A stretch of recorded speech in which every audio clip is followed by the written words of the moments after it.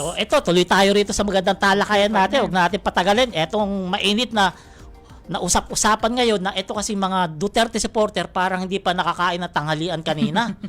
At pinapakalat nila na itong araw si Digong, si dating Pangulong Duterte, hinahalin tulad nila kay Ninoy Aquino. Oo nga, nakita ko rin yan, partner, kanina. Hindi mo alam kung hindi nagtanghalian o nalipasan talaga ng gutom Oh, pero bago tayo magtuloy, panoorin muna natin itong video na ito.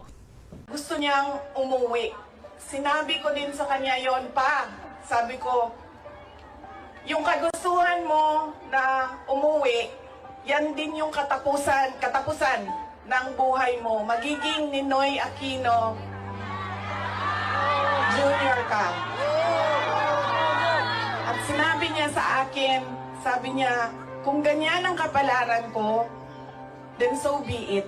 Basta lang mauwi ako sa Pilipinas. Halintulad ba ni VP Sara ang kanyang ama kaya sa yumaong Ninoy Aquino?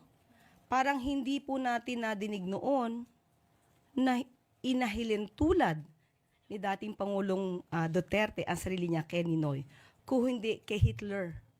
Meron po siyang sinabi mismo, sinabi pa niya dito, and I quote, Hitler massacred 3 million, actually it's supposed to be 6 million Jews. Now there is 3 million, what is it?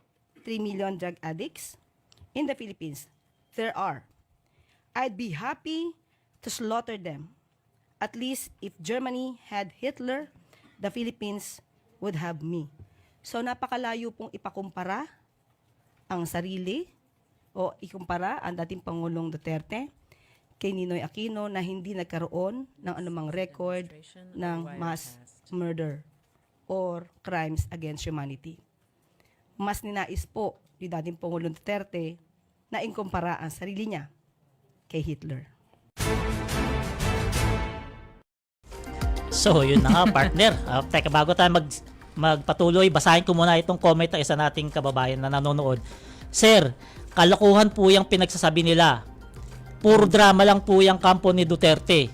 Humahanap lang yan ng simpatya sa mga tao para just in case magaya kay Ninoy ang magiging presidente, si Sara. Yun na nga. Tama tong comment ng isa nating kababayan na nanonood sa atin. Oh. Tsaka idol ko talaga yan si Yusek Claire, no? Talagang mga sagutan niya, talagang prepared siya. No? Talagang magaling. Dapat dati pa yan naisip Kaya nga, talagang yung work niya talaga is sakto sa kanya talaga. Hindi sayang. Pero ikaw, partner, ano sa tingin mo? Pwede bang ihalin tulad si Tatay Digong kay Ninoy Aquino?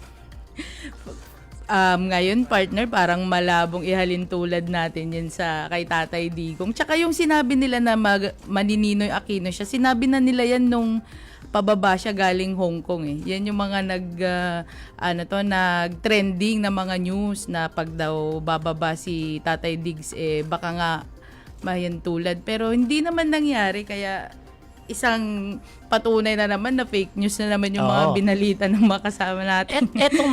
Eto kasing mga kabilang kampo, kabilang parlor. Wala kasing ibang pinag-aatupag kung hindi magpaawa effect. Kung hindi kumuha ng simpatya sa mga kababayan natin na pinagtatawanan lang naman sila. Kasi tingnan mo yung people power nila. Wala, hindi na nasundan. Masusundan na lang yan kapag na ano na siguro, tegi-tegi na. Di ba? Kasi hindi talaga nila kaya mag-people power. Paano makapag-people power? Wala na nga siguro 1 milyon yung mga yan. Maingay lang sila sa social media kasi alam mo naman, puro mga trolls, di ba? Pero sa totoong buhay, konti lang. Kaya itong si dating Pangulong Duterte, pwede talagang ihalin tulad to kay Ninoy Aquino. Doon sa kuko ni Ninoy Aquino. Akala ko naniniwala ka na, partner. Yeah, di ba? Pero kung talagang sa seryosong usapan, malayo siya. Ngayon, pinapalabas lang nila yan kasi syempre alam naman natin si Ninoy nakakuha ng simpatya sa mga Pilipino dati. At yan ang kinukondisyon nila sa isip ng ating mga kababayan just in case baka nga naman magaya kasi alam naman natin kay Ninoy kung sino nagpapatay, hanggang ngayon hindi pa rin mahuli-huli. Baka ganyan rin mangyari diyan, baka isakripisyo nila. Kumbaga lumusot. Oo, mahirap, baka isakripisyo nila. Alam mo naman, pagdating sa politika, handang isakripisyo ang lahat, di ba? Yan ang mahirap, pero wag naman sana. So, iwan na natin yan. Kasi fake news yan eh. Mahaba-habang Oo. kwentuhan yan. Partner, Oo. hindi tayo matatapos dyan. Oo, dito muna tayo sa report ng isa nating